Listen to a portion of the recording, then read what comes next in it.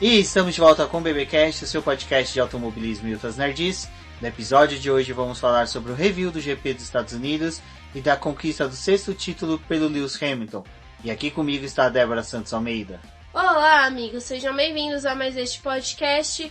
E bom, é isso aí, vamos contar um pouquinho sobre a corrida dos Estados Unidos para vocês e esse 6º título brilhante de Lewis Hamilton. Isso mesmo, eu sou o Rubens GP Neto, host de vocês, e hoje vamos falar sobre o GP dos Estados Unidos, a conquista do 6º título do Lewis Hamilton, o apagão das Ferraris, as McLaren sendo ousadas, Daniel Ricciardo dando os últimos suspiros dele em 2019 e muito mais. Mas antes de prosseguirmos com o nosso episódio, vamos falar um pouquinho aqui sobre o programa Apoie-se do Boletim do Paddock, que vem auxiliando o Boletim aí tanto na manutenção do site, com o pagamento dos servidores, compra e aquisições de plugins, equipamentos para o desenvolvimento do site e também, como vocês viram aí no final de semana, comparecemos lá em Interlagos para poder fazer a cobertura das simulações, do treinamento da equipe médica e dos bandeirinhas e fiscais de Interlagos. Então tudo isso aí faz parte da manutenção do Boletim do Paddock. E temos que agradecer muito aos nossos apoiadores aí que eu vi que gostaram, a gente ia lá dentro de Interlagos, ficava mandando no grupo do WhatsApp fotografias, vídeos, conversando com o pessoal, foi bem bacana.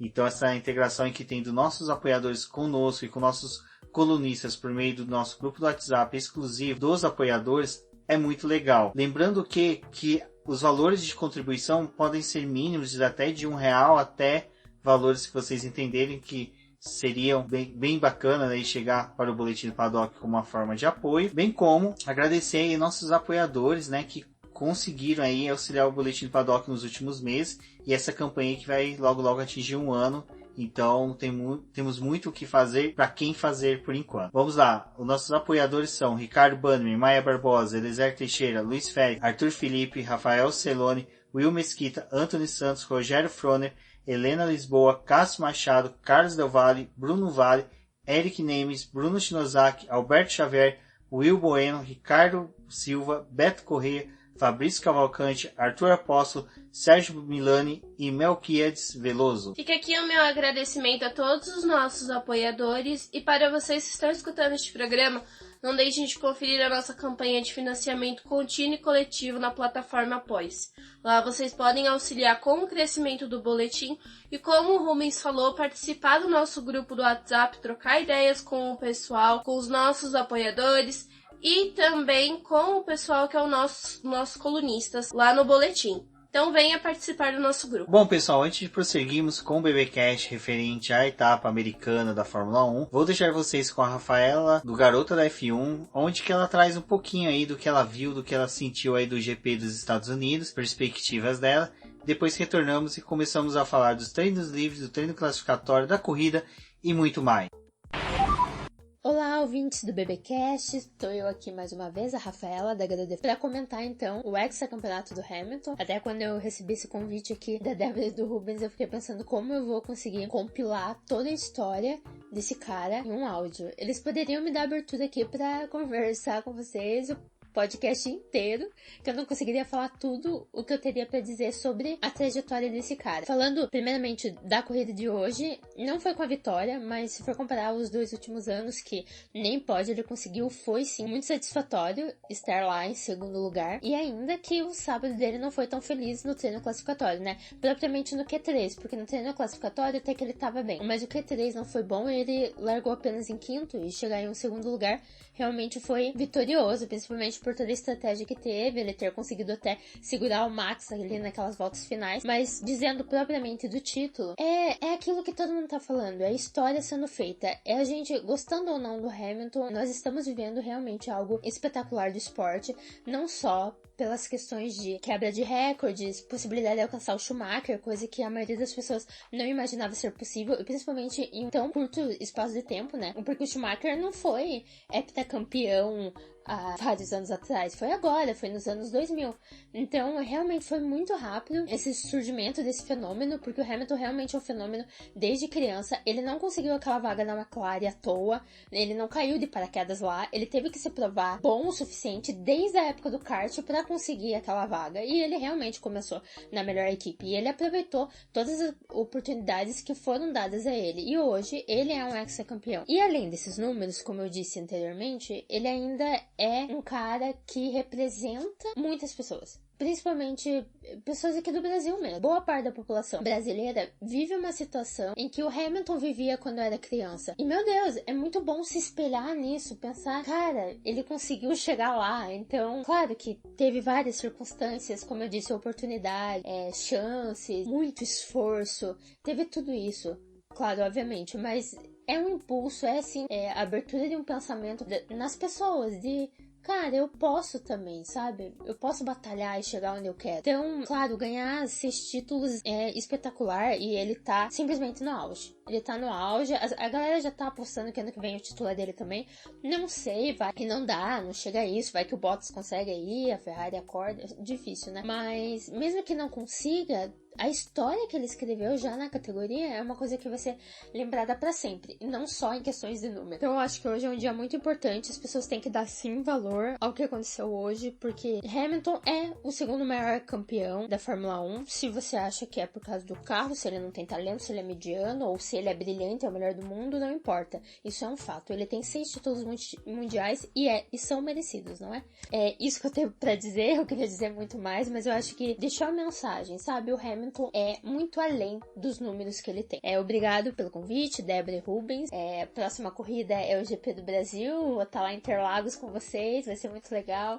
Espero poder comentar também sobre a corrida de lá, porque agora é uma visão já, né, a Mercedes vai estar pensando no campeonato de ano que vem, já tá, né, na realidade. Então vamos ver como vai ser. Eu acredito que não vai dar aquela esfriada, vai ser tão bom como o ano passado, e vai ser emocionante assistir aí direto de São Paulo. Obrigada. Quem quiser acompanhar meu trabalho, eu sou Garota F1 em todas as redes sociais e no site garotaf1.com.br. E até a próxima.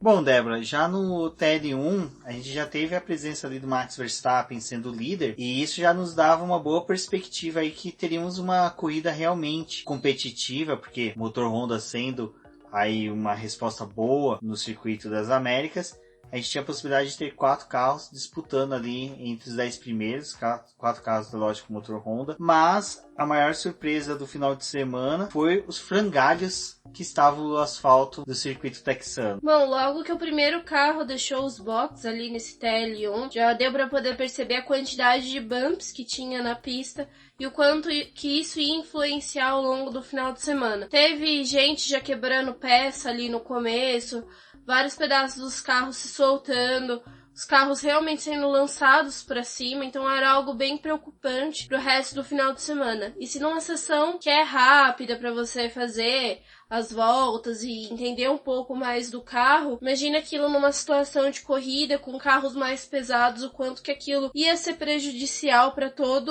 o contexto da corrida. Pois bem, felizmente não tinha muito o que fazer, porque aquilo ali já tinha deixado, né, passar, e foi algo meio triste, porque era justamente na casa da Liberty, então acredito que não seria tão adequado o autódromo estar naquela condição.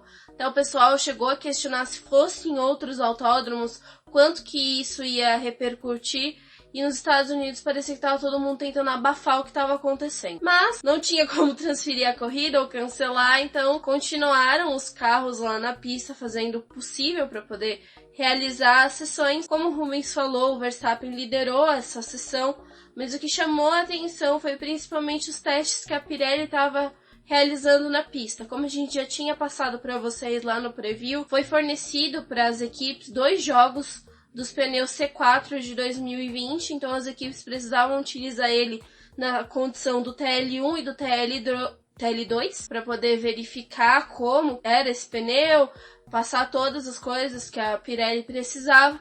Então teve bastante gente que deu atenção para eles, mas ainda assim não deixaram de cumprir o papel deles de verificar os outros compostos. Então foi uma sessão bem movimentada. Assim que a pista foi liberada, o pessoal já estava tomando conta dela para poder fazer a verificação desse pneu. E a Mercedes se mostrou bem apagada com esse composto. Eles não andaram tão bem assim, ou escondendo o jogo, ou simplesmente porque eles estavam em um outro modo de teste ali. Mas fato é que o Lewis Hamilton terminou na 8ª posição e o Valtteri Bottas em 17º. Então foi realmente algo que eles estavam bem distantes ali. Enquanto isso, lá na ponta, Max Verstappen, Sebastian Vettel e Alexander Albon disputavam os 3 melhores lugares. A Williams novamente cedeu o posto de um dos pilotos dela para o Nicolas Latifi.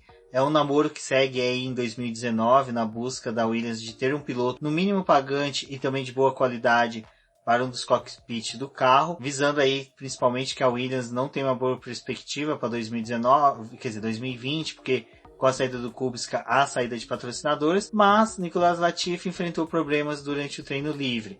O carro teve problema com a troca de marchas e assim ele acabou dando só 7 voltas na pista, o que ele não conseguiu realmente oferir nenhum tipo de, vamos pôr assim, treinamento ou conhecimento do carro na pista americana. Foi uma pena. Infelizmente, perdendo essa primeira sessão, ele não tinha como retornar para a pista mais uma vez. Como a Williams está fazendo esse processo de ceder o carro para ele, foi uma perda bem grande ali para a equipe, não conseguindo participar do restante da sessão com esse carro. Principalmente que o George Russell, que é o piloto que está ali tentando melhorar um pouco a situação da equipe, visto que o Kubica costuma ficar atrás dele ali, apesar de ter um ponto. Isso é uma situação que era bem complicada ali. Mas enfim, eles passaram o resto do dia ali nos boxes, né? Só retornaram na segunda sessão. A segunda sessão ela já foi liderada pelo Lewis Hamilton. Os problemas dos bumps permaneceram. Isso foi um fator que influenciou todo o final de semana, como a gente já falou. Teve o Romain Grosjean batendo. O fato de que o carro dele perdeu toda a pressão aerodinâmica, então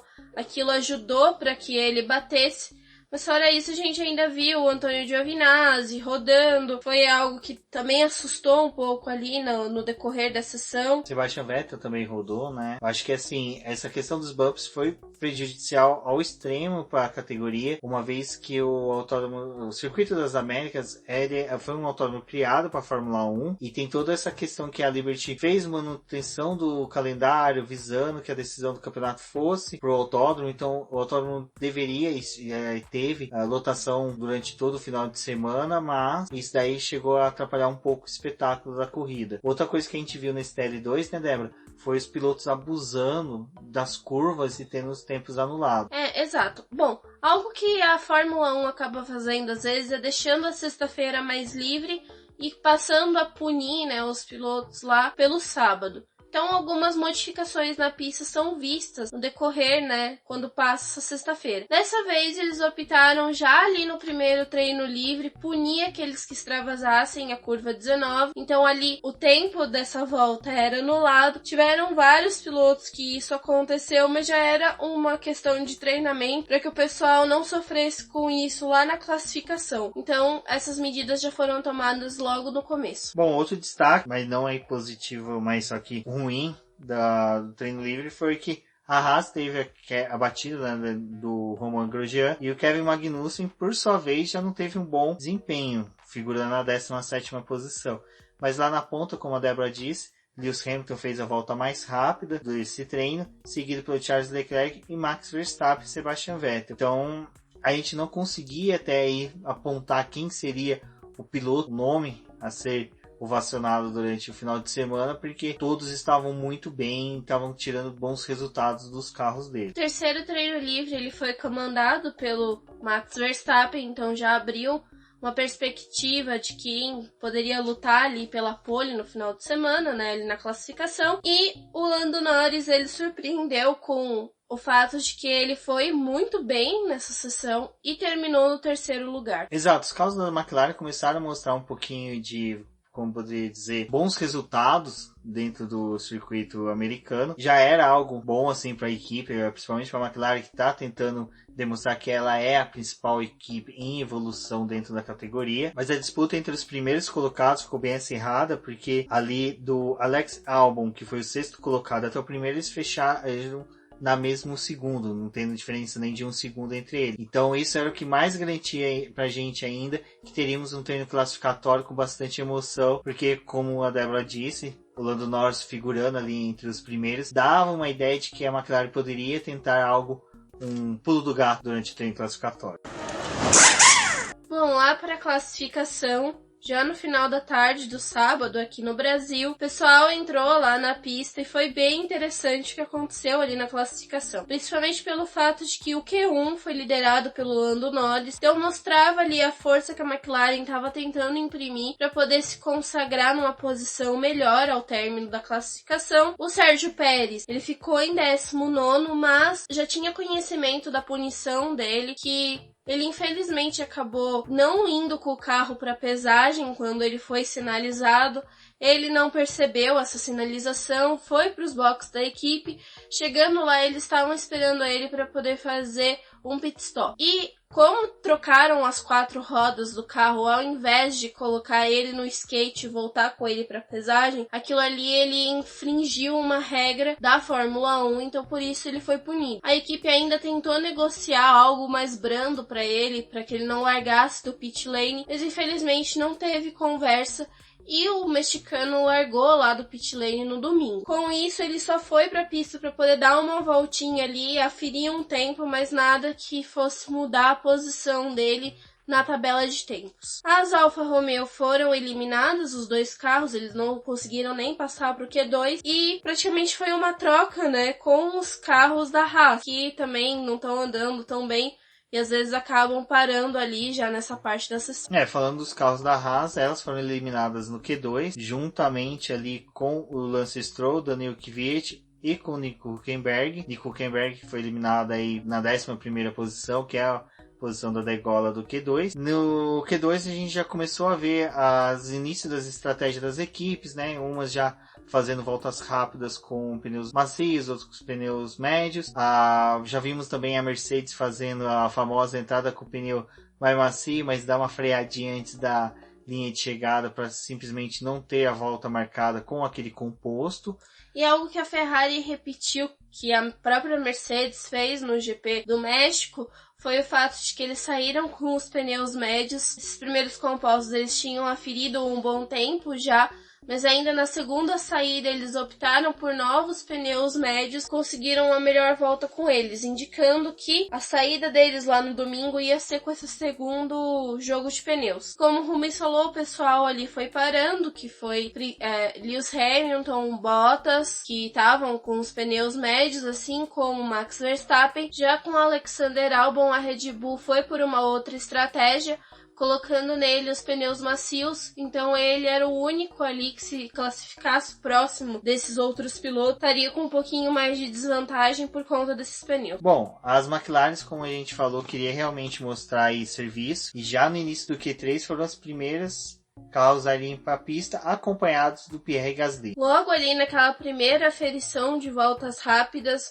o Valtteri Bottas, que era o piloto que ninguém estava dando nada por ele no final de semana, até porque ele estava sendo bem apagado, ele já virou um tempo muito bom, que foi 1:32.029. Todo mundo que veio atrás não conseguiu superar essa marca do finlandês. Então, Sebastian Vettel já estava ali na segunda posição, já mostrando que a briga ali, apesar de estar próxima, não ia ser fácil para poder tirar aquele tempo do finlandês. Quando eles saíram mais uma vez com os pneus macios, os setores foram ficando amarelos, então muita gente não conseguia melhorar o seu tempo, né? E sequer melhorar o tempo estabelecido pelo Bottas. Então, algumas equipes conseguiam fazer alguma coisinha ali no segundo setor, mas ninguém tirou o tempo do Bottas. E ele se consagrou pole com esse tempo de 1:32.029, separado apenas por 0,012 de Sebastian Vettel. Uma das características que ficou marcada no Q3 foram dos erros cometidos pelos pilotos. Todos,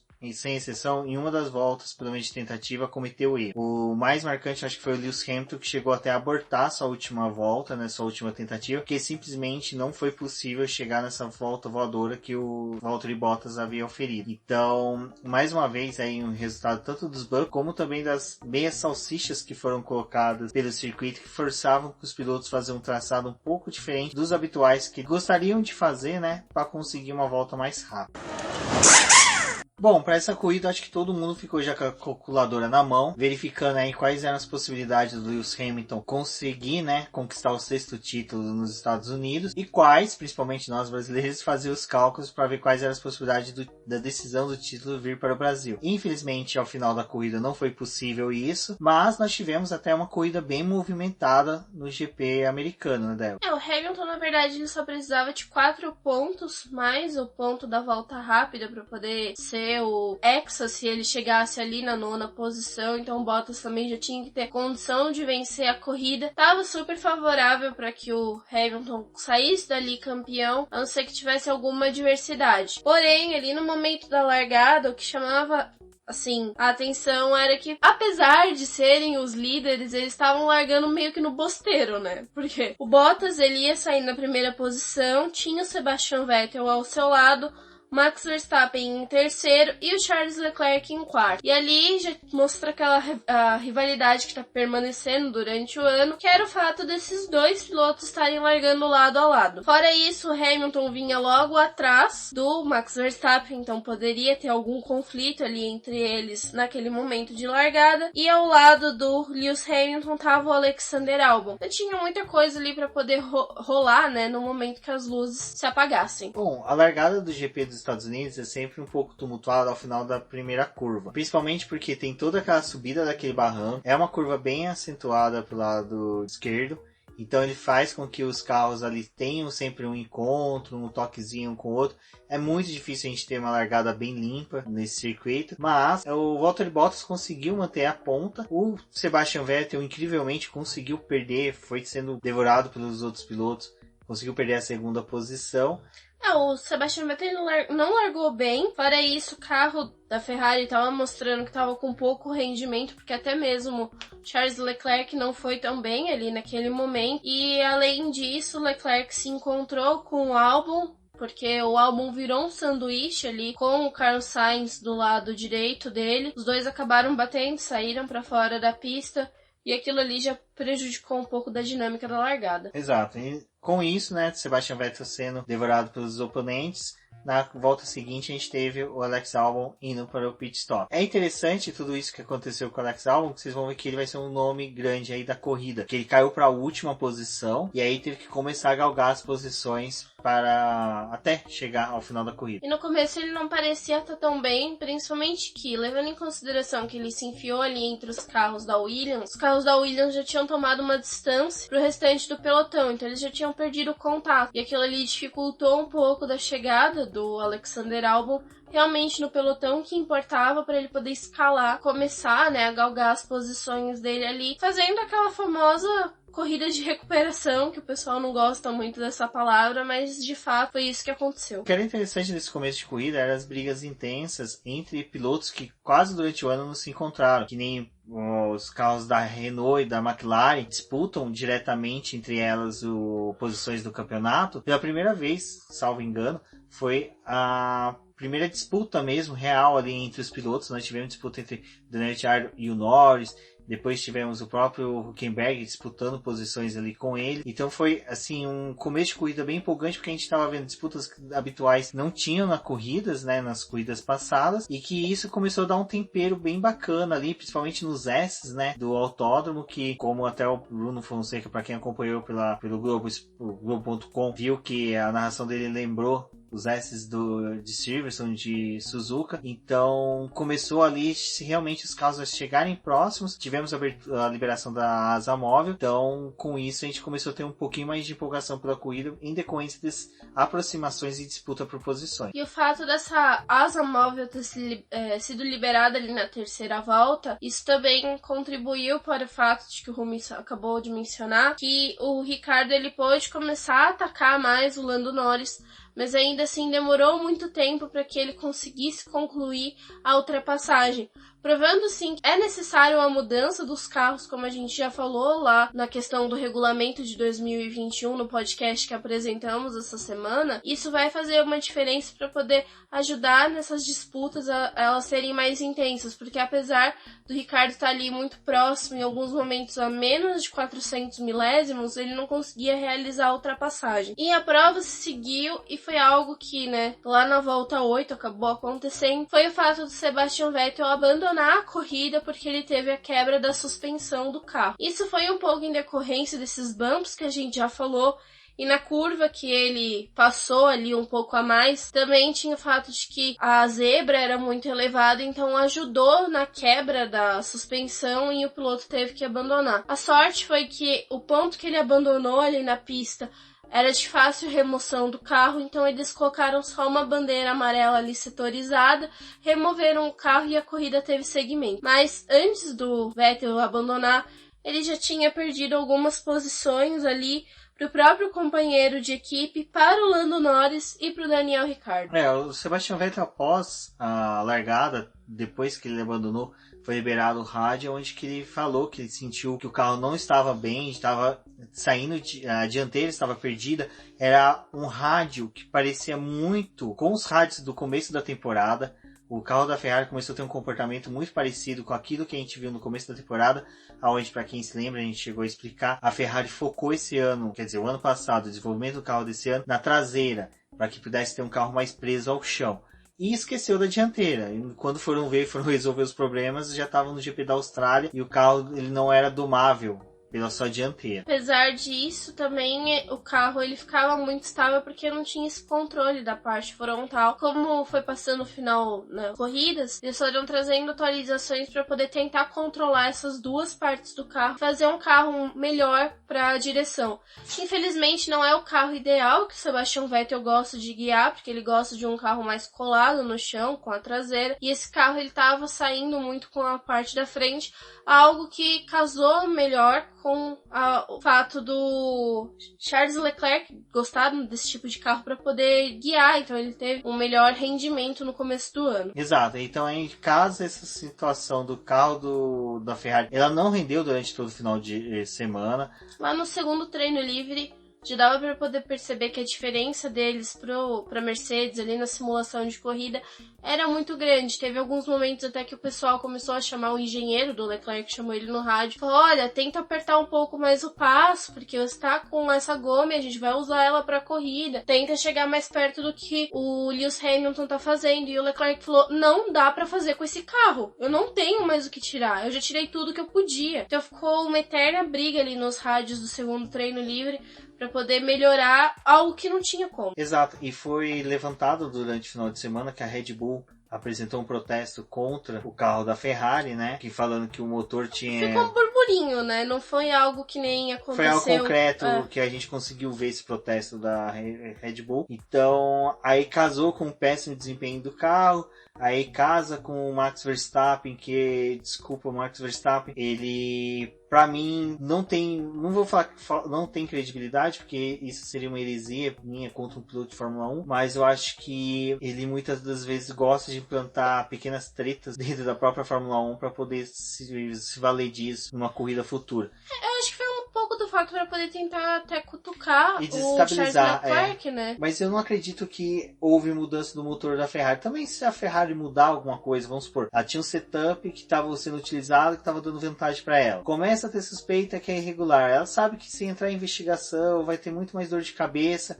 Compensa ela tirar e só voltar o ano que vem com esse setup. Porque tecnicamente o ano já está perdido. Não há muito que se discutir agora. Não, se eles utilizaram uma brecha do regulamento ali para poder se valer disso, não é algo tão ruim pelo fato de que era uma brecha. Só que se alguém foi e falou para eles, tira isso, que se acontecer alguma coisa vocês vão ser desclassificados, por exemplo, como foi o caso lá da Renault, talvez eles podem ter pensado duas vezes em fazer isso. Mas é difícil fazer esse tipo de acusação, principalmente nesse final de semana, onde o carro do Leclerc já tinha dado problema ali no terceiro treino livre. A Ferrari, para poder evitar uma punição dele no circuito optou por fazer, né, um downgrade, porque eles colocaram o motor antigo no carro dele para ele não ser punido. Então já tem o fato de que aquele motor ele não era a última versão. Então tinha como exigir que fosse o motor perfeito para corrida. Fora o fato de que já lá no segundo treino livre, eles realmente não tinham a questão de rendimento de corrida. E o Binotto até mesmo falou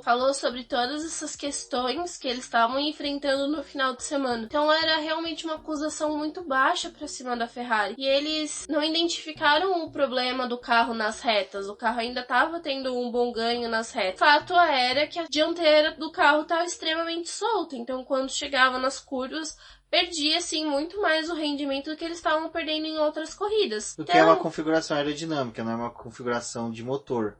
A própria Red Bull teve que dar uma levantada no carro por conta dos bumps, porque senão ela ia estragar o carro inteiro. O assoalho, todas as coisas. Então, todo mundo fez os seus ajustes para poder passar pelo final de semana do GP dos Estados Unidos e com isso existem ganhos e perdas, né? A própria Haas deu uma melhoradinha ali, muito mínima, mas em vista das duas últimas corridas era algo melhor ali para eles, então. Exato, então acho que sobre a Ferrari fica interessante essa discussão. Eu acredito piamente que o melhor seria realmente manter a Ferrari do jeito que está, porque até o próprio Toto Wolff, em entrevistas passadas, ele falou que a própria equipe deles já havia identificado o que a Ferrari havia criado, desenvolvido, e eles já iam empregar isso no carro. Então eu imagino que o Toto Wolff não iria pegar algo ilegal de um carro, empregar no carro dele, que é o atual campeão. Então, por isso que eu acho que é muito mais realmente Max Verstappen sendo fruto dos Verstappen, o cara que quer criar um atrito dentro da Fórmula 1, porque é aquele desserviço ficar pulverizando isso no meio para poder ficar criando burburinhos. Tudo bem, então em final de campeonato não temos muito mais o que discutir, mas eu acho desnecessário a gente ficar, criando teorias das conspirações em cima de que um rapaz falou na entrevista querendo, fazer cutucões em outra equipe. Bom, Débora, após o abandono do Sebastian Vettel, a corrida começou a seguir na discussão de quais seriam os pitstops realizados, né? Quantos cada equipe faria. A gente ainda não estava na sessão, né, na janela aberta que a Pirelli deu, mas a Pirelli já havia falado que possivelmente o melhor cenário para as equipes seriam de 2 pitstops. Bom, os gráficos que a Pirelli fornece ali de como pode ser as trocas, ultimamente não está sendo tão assertivo, principalmente se a gente retornar ali novamente ao GP do México, onde o Max Verstappen deu um show andando com os pneus duros. Aquilo ali não era a melhor margem para poder se basear no resto do final de semana. Porém, lá na volta 14, o Max Verstappen fez a parada dele, retornando com os pneus duros, e a Mercedes respondeu com o carro do Bottas. Então o Bottas também fez a parada no mesmo tempo ali, né, na volta seguinte, retornando também com os pneus duros. E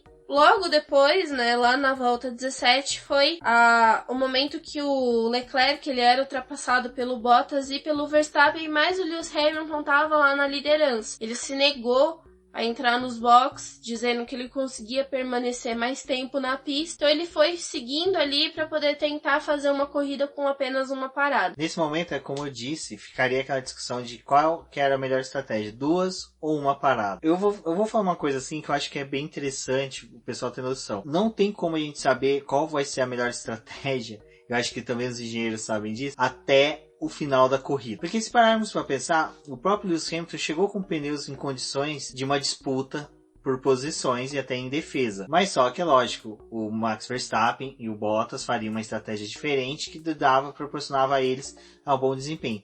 Então vai muito do jogo de quem aposta no que e qual é a resposta rápida àquela aposta feita pelo primeiro disputante. O que eu quero falar? O primeiro piloto a parar o pit stop dos mais rápidos, na escolha dos pneus dele, é o que começa a ditar o ritmo de pit stops entre os pilotos mais rápidos.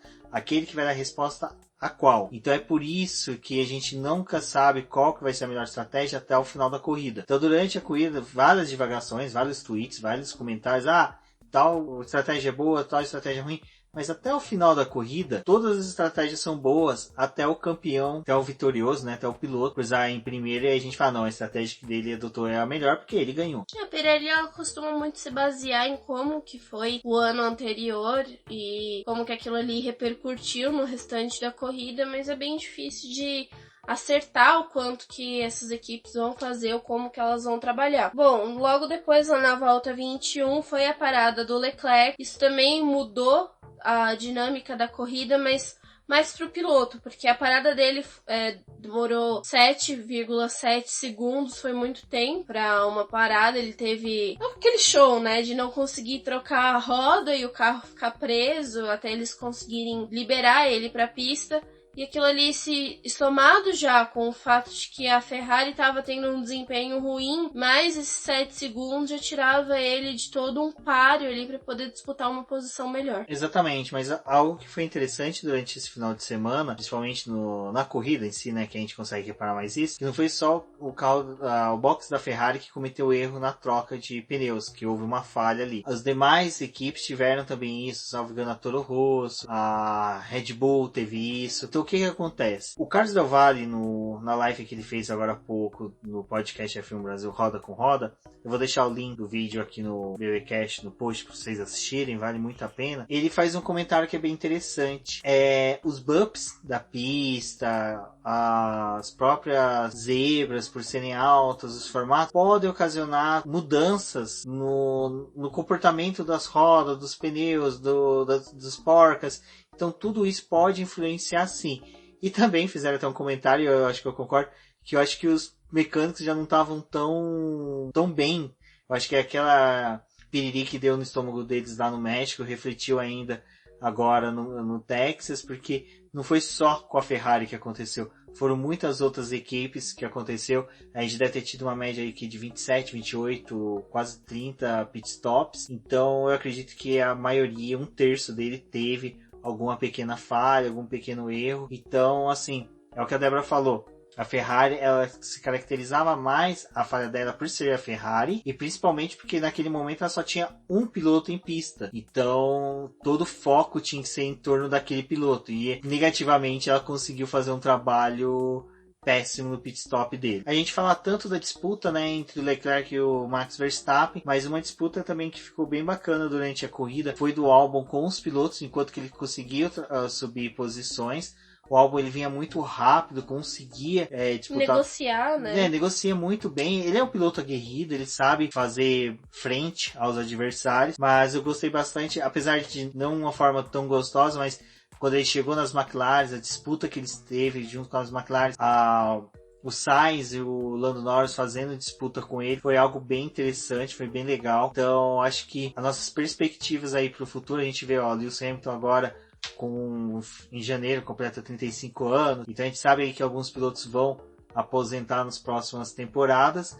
A gente sabe que pelo menos esses pilotos que estão amadurecendo já na Fórmula 1, eles tendem a esticar mais esse espetáculo que está sendo essa temporada de 2019, que com certeza é uma temporada que vai deixar muita saudade. E a Red Bull também, acredito eu, que ela confiou muito no trabalho que o Albon estava realizando ali na pista, porque ela forneceu para ele 3 trocas de pneu. Além daquela primeira lá em decorrência da batida que ele teve na largada, ele teve mais 2 paradas. Isso fez a diferença, porque tendo compostos mais novos, para um piloto que estava tentando escalar o grid, estava num ritmo tão bom, e isso contribuiu para que ele fosse fazendo as ultrapassagens. A Red Bull deu mais um pit stop para ele ali no final da prova. Ele já tinha negociado esse espaço com os carros da McLaren e teve que repetir isso de novo depois que a equipe parou ele. Então, esse fato dele fazer a ultrapassagem e, além disso, fazê-la por 2 vezes foi bem interessante. Mas acho que agora vale a pena a gente falar de quem foi a estrela ali da corrida.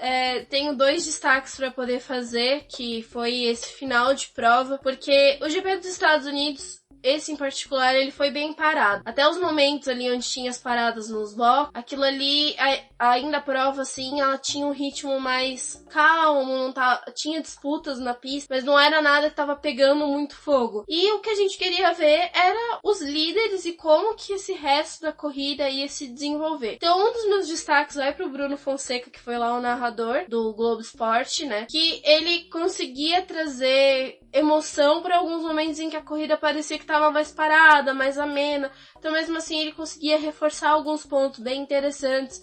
Ele ressaltou a corrida do Ricardo diversas vezes. Então, isso foi bem interessante. Uma coisa que eu achei interessante foi o casamento muito bom dele com o Giafone, porque eu acho que duas pessoas só fazendo a transmissão ali ficou bem equilibrado, né? Ficou bem didático a participação do Giafone, até ele explicando questões do bump, batida, quebra, rádio, então ficou bem legal. E o Bruno Fonseca com ele comandou muito bem, então com certeza torcemos aí para que ele venha narrar novas etapas da Fórmula 1. Fórmula 2, sempre ele, a maioria das vezes, no final de semana, ele pega aí corridas para poder narrar, então eu recomendo. Pessoal, quando vocês verem que tem na Sport TV no Globo Esporte, no Globo.com, dá uma olhada ali, vê se é o Bruno. Se for, a gente recomenda não desfazendo do Sérgio Maurício, porque o Sérgio, a gente sempre que pode estar ali tweetando com ele, conversando com ele, mas acho que o Bruno Fonseca é um jovem narrador aí que tem um grande futuro dentro, tanto da Globo, do Sport TV, e que a gente deseja ver ele muito mais na Fórmula 1. Bom, pois bem, como a gente já exaltou aqui, né? Mas o Sérgio Maurício também é um dos narradores que a gente gosta bastante e... A gente fica dividido. É que como a gente assistiu, a gente decidiu falar, vamos assistir pelo Globo.com, porque tem toda a questão de que a audiência, tudo, a gente queria saber como era. E na outra corrida eles tinham feito essa mesma configuração de colocar os narradores do Sport TV, mas não transmitirem essa que foi pro ar ali do canal, também repercutido na internet. Eles fizeram duas transmissões diferentes. Então na corrida do México a gente já tinha assistido com o Sérgio Maurício, dessa vez a gente fez a opção de trocar e assistir com o Bruno e com o Giafone, até para poder ver como que era a dinâmica dos dois, como que ia ser essa transmissão na parte online e até já permanecer com eles no pós-corrida para poder ver o que eles tinham ali a dizer, mostrar as entrevistas. Foram duas dinâmicas diferentes de final de semana, mas foi bem interessante isso. E ainda chamando a atenção ali para a narração, é porque nas últimas voltas foi quando a corrida começou a pegar fogo de fato, porque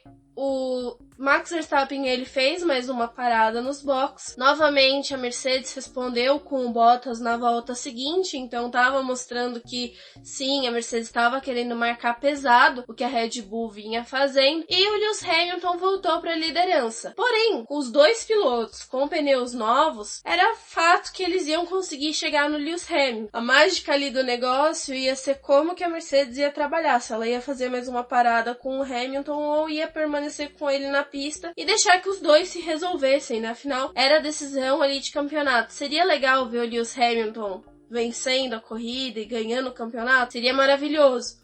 Mas como a Rafaela ressaltou lá no áudio dela, já são 2 anos que ele sequer tinha chegado no pódio para poder comemorar a vitória do título dele. Então, já conseguir uma posição ali dentro do pódio já era algo bem gratificante. E o fato de que a distância para o Leclerc desses 3 pilotos era muito grande, então fornecia sim a chance de fazer uma parada, mas pro Hamilton as coisas ali ia ficar um pouco mais apertado. E a Mercedes optou em deixar o Hamilton com o pneu que ele tava. O Bottas chegou nele ali na volta 51, conseguiu realizar a ultrapassagem. Na verdade, a primeira tentativa dele, ele teve que negociar. Não conseguiu, acabou espalhando. A gente viu o tempo novamente crescer, só que logo depois o Bottas já conseguiu tirar essa vantagem. Ele estava focado em vencer e principalmente ele ressaltou muito depois da corrida que o carro tinha casado muito com ele, com o jeito de pilotagem dele esse final de semana. Também tinha dado muito certo a classificação. Ele estava confiante para a corrida, então tudo isso conspirou para que ele não ficasse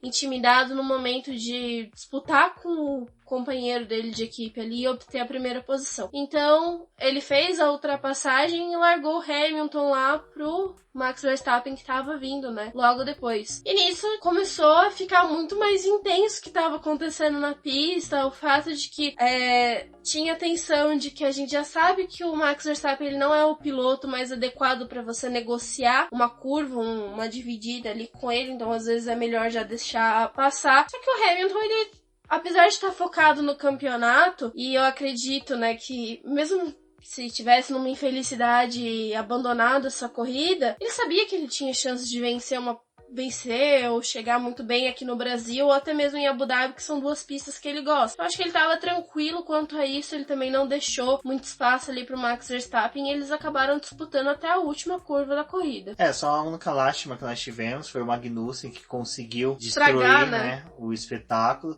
Mas ali foi uma questão muito mais culpa estrutural do freio que abandonou ele no momento crítico. Ele vem a ficar fora da pista, aí o segundo setor ficou sob regime de bandeira amarela, o que impediu ali que era justamente o que acontece. O Autódromo Circuito das Américas, ele é muito bom, ele dá excelentes locais para ultrapassagem. E justamente ali na curva em que o Magnussen ficou estacionado com o carro na brita, era uma das curvas críticas que fornecem possibilidade de ultrapassagem. E é uma das sequências que você consegue ser ultrapassado, dar o X, buscar novamente a posição à frente, até chegar ao final da volta e começar a trabalhar tudo aquilo que inicia depois lá nos S. Então, foi uma pena, mas só que a gente ainda conseguiu ter um pouco mais de emoção ali, porque o Max Verstappen conseguiu chegar bem no Lewis Hamilton, mas, infelizmente, como foi dito aí, não conseguiu a ultrapassagem. Como a Débora falou, a Rafaela falou, foi legal ver o Lewis Hamilton chegar ao pódio, conseguir não a vitória, mas conseguir conquistar o título com um pódio. Então, até durante a transmissão ali, durante a corrida, eu falei pra Débora, nossa, Lewis Hamilton, eu acho que se ele teve dois títulos conquistados com vitória, acho que foi muito. Eu agora de cabeça não vou conseguir me recordar, mas só partindo já que em 2008 ele ganhou a corrida, aí em 2014 ele ganhou, as demais, ele sempre ali chegando fora do pódio, mas conseguindo conquistar o título. Foi bacana ele ter conseguido se confraternizar ali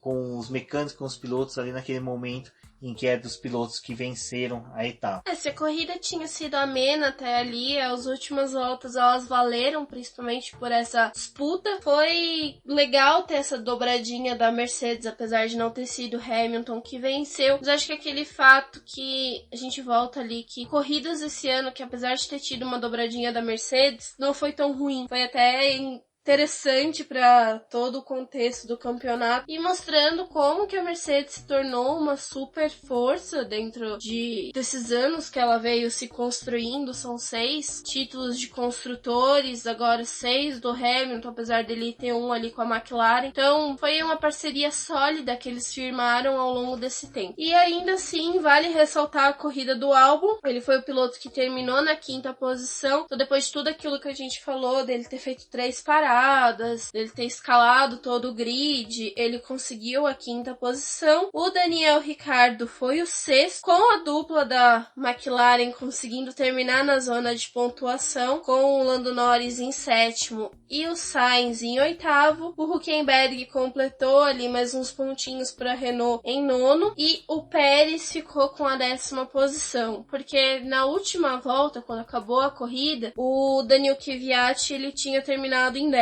mas como ele e o Pérez se chocaram e os comissários tomaram a decisão rapidamente de punir o piloto, ele foi para a 12ª posição e deu espaço para que o Pérez, né, obtesse os pontos do qual ele tinha sido, né, lançado para fora da zona de pontuação. Bom, e assim, né, Débora, acabava o GP dos Estados Unidos com Valtteri Bottas conquistando uma vitória. Posso falar? Gostei muito do Valtteri Bottas ter ganhado essa corrida. Eu achei sensacional. Eu sou um dos caras que vive um conflito muito com o Valtteri Bottas, porque eu tenho vontade de criticá-lo arduamente, mas só que de certa forma eu sei que esse é o Valtteri Bottas. Quando ele tá no dia dele para brilhar, nada o impede de ser o piloto de destaque, de ser um piloto rápido, de ser o melhor piloto em pista. Quando ele não tá, esquece. Eu acho que é muito um comparativo que o Jeremy Clarkson lá do Gran Turismo lá, que é o antigo Top Gear, ele fez uma vez uma comparação entre o Gilles Villeneuve e o Ayrton Senna, eu acho que essa comparação cabe entre o Valtteri Bottas e o Lewis Hamilton. O Valtteri Bottas, ele brilha, às vezes, mas quando ele tem que brilhar, ele é o melhor piloto na pista. A diferença é que o Lewis Hamilton, ele brilha sempre. Não importa o dia ruim dele, ele vai brilhar. Então, assim... Foi algo que o Bottas saltou na entrevista, né? Que ele tem pontos fracos, e isso é muito difícil para ele ainda lidar, porque ele tem realmente pista que não casa com o estilo de pilotagem dele. Final de semana não começa bem, então acaba interferindo ali com o domingo. Mas o Hamilton, apesar dele também ser um piloto que tem pontos fracos, é muito difícil de enxergar isso nele, porque ele sempre ele sempre tenta dar o máximo dele para que isso fique escondido, que ele já conseguiu extrair coisas boas de praticamente todos os circuitos, e ainda assim, ele mesmo se deparando com algumas dificuldades, ele consegue reverter isso em alguma coisa boa, e é algo que ainda falta pro Bottas conseguir conciliar. E eu acho que em todos os anos do Bottas ali na Mercedes, teve o primeiro ano que ele precisou se firmar como piloto e fazer valer a vaga que ele tinha, aí ele sempre ficou naquela questão de que, eu vou ser trocado no final do ano porque tem outro piloto olhando a minha vaga. E o Bottas, ele sempre teve sob pressão ali na Mercedes. E fora isso, casou com o fato de que eles precisavam de um piloto que pudesse submeter a seu segundo piloto em vários momentos e fornecer para o Hamilton que era necessário, que era uma vitória,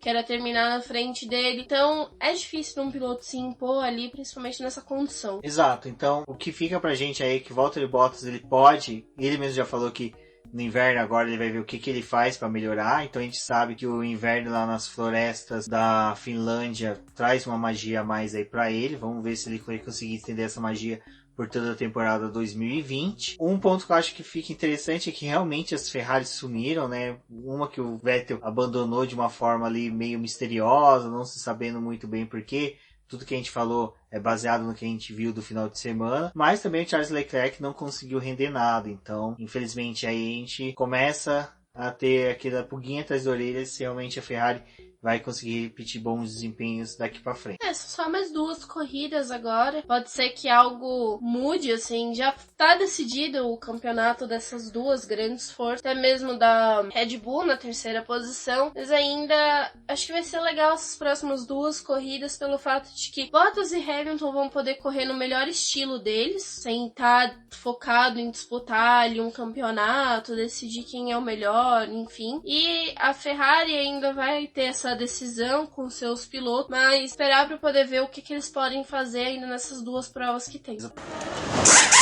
Bom, e agora, né, Débora, vamos falar sobre o campeonato de pilotos, de construtores. A gente sabe que apesar do Lewis Hamilton ter conquistado aí o título do Mundial de Pilotos, ainda tem muito que se discutir, muito que se brigar dentro desse campeonato. Um dos exemplos é saber quem que vai ser o terceiro colocado do campeonato.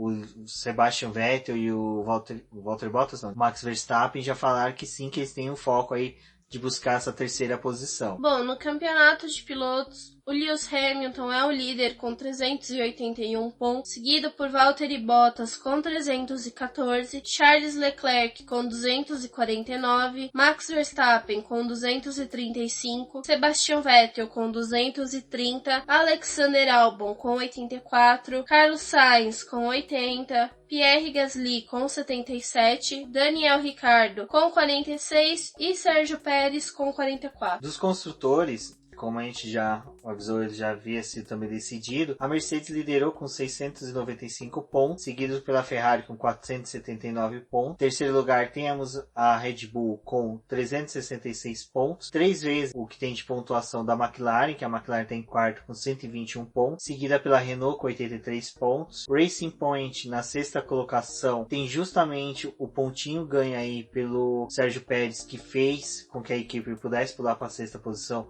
ultrapassando a Toro Rosso com 64 pontos, e o próprio o Sérgio Pérez comentou ali no cercadinho para os repórteres que esse ponto vai fazer diferença para a equipe, é um ponto que vale milhões. A gente já viu isso acontecer na Fórmula 1, como a Manor, que foi salva lá pelo Jules Bianchi, que conquistou um ponto no GP de Mônaco. Depois o Felipe Nasser, que aqui no GP do Brasil também conquistou um ponto, auxiliou bastante a Sauber aí financeiramente. Então Sempre um pontinho aí pode fazer a diferença no campeonato, e entre a Racing Point e a Toro Rosso fará toda a diferença. Depois temos em oitavo lugar a Alfa Romeo com 35 pontos. No nono lugar temos a Haas com 28 pontos. E a Williams lá com seu ponto de consolo conquistado pelo Robert Kubica.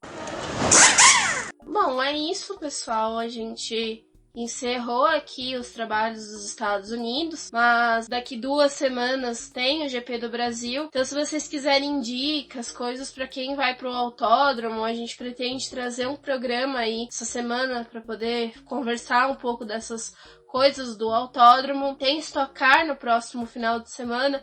Então, não vai parar aqui as atividades do boletim. Vamos trazer os resumos da corrida ali na segunda-feira para vocês. Eu me despeço por aqui. Peço ainda que vocês tirem print se estiverem escutando o programa, compartilhem nas suas redes sociais, auxiliem no crescimento do boletim. Dessa forma, com outras pessoas podem conhecer o programa. Venham fazer parte da nossa campanha de financiamento contínuo e coletivo lá na plataforma Apoia-se. Vocês podem entrar no nosso grupo do WhatsApp, essa é uma forma para vocês entrarem, conversar com a gente, discutir sobre automobilismo, trocar várias ideias sobre coisas nerds. Tem um pessoal bem bacana lá. Então venham fazer parte dessa família. Eu sou a Débora Almeida no Twitter como The Flowers e até a próxima. Exatamente, Débora. Essa família que vai ter muita coisa para fazer nos próximos dias. Como a Débora disse, temos a Stock Car agora aqui no Velocitar. Lembrando que dia 9 de novembro, no sábado, teremos aqui em São Paulo o Heineken Festival, onde que a Fórmula 1 vai trazer um dia especial aí em tributo ao Ayrton Senna, com carros do Ayrton Senna. Então vamos ter a presença de pilotos do Emerson Fittipaldi, Felipe Massa, Caio Collet, que vai pilotar um dos carros da equipe Renault. Então vai ser bem bacana. Quem estiver em São Paulo, tiver a oportunidade de ir lá no Parque Ibirapuera, vá. Nós estamos estendendo esse convite que é da Heineken para vocês, para que vocês vá.